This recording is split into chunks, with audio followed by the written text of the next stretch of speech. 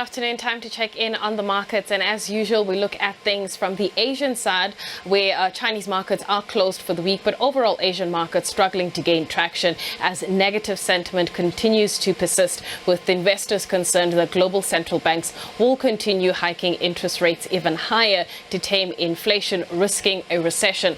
Looking at oil markets, the oil price just over, rather jumping more than 4% as oil cartel OPEC and its allies indicated that it could consider rather reducing output. The pound did rally, and this is on the back of the UK government saying that it would reverse a controversial tax cut that sent British markets into a tailspin. Looking at the rand right now, 1807 to the dollar. But to give us some perspective and also wrap up the third quarter and perhaps throw into what we can expect for the week, we are joined by Gary Boyson from Rand Swiss. Gary, thank you so much for your time. So before we even look back at the third quarter, your sense of the markets right now, because prior to us going on air, our conversation halfway didn't look too good, but what does it look like now?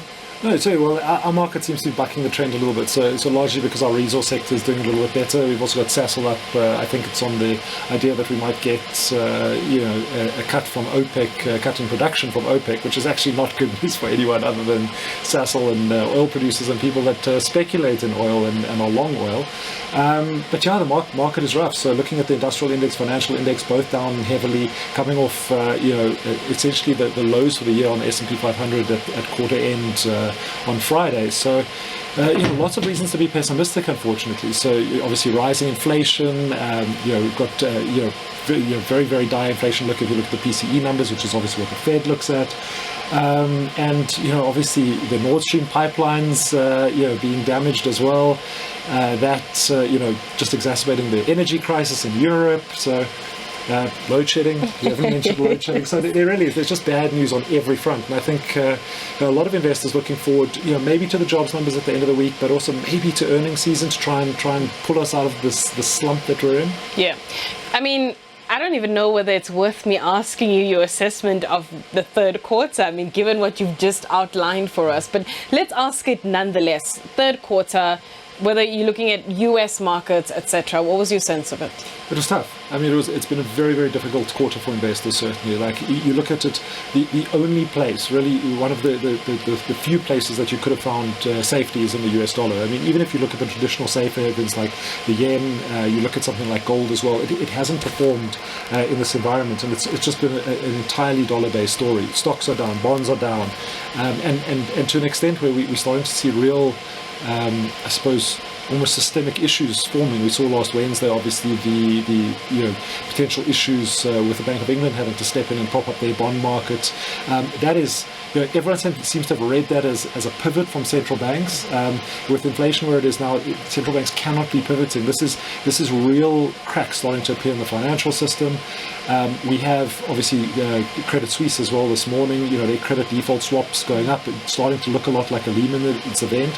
And this is all on the back of asset prices falling across the third quarter to lows that we haven't seen since the pandemic. And at this stage, it doesn't look like there's any indication that they're going to stop sliding. So, a bad third quarter. And I suppose you've got to look at it now and say that this could be a time to go and look for opportunities when you see this kind of panic selling that we're getting. When you see essentially markets behaving like this, there are obviously a lot of good quality assets that get tarnished, that potentially don't have to be, and that will be trading at much lower prices. But a lot of the selling that we've seen, I think, to an extent, can be justified with the higher interest rates, lower growth, and high inflation picture that we're facing. On those opportunities, are you confident that they're even out there, or is it about how much pain you're willing to stomach at this point before you actually find one? I think, of course, there are plenty of opportunities, especially for people with a longer-term time horizon. If you're looking at alternative products as well, there's many things that can insulate you from this.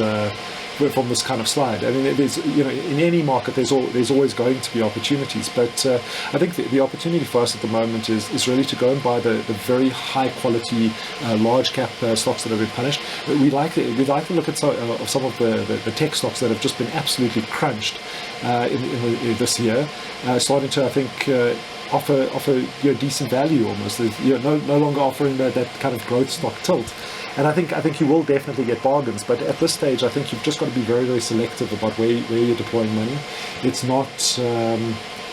It's certainly not an easy environment, and I think anyone hoping for that quick rebound that we saw after the initial COVID pandemic collapse might be a little bit disappointed, because we're not sitting in the same position where central banks can use monetary policy to just stimulate economies. Inflation is running very, very high. They have to maintain this very hawkish stance, and they have to keep interest rates higher. So the idea that they can just turn on the taps again, they are to an extent limited. And if they do turn on the taps when inflation is this high, you're going to face far bigger growth concerns down the road.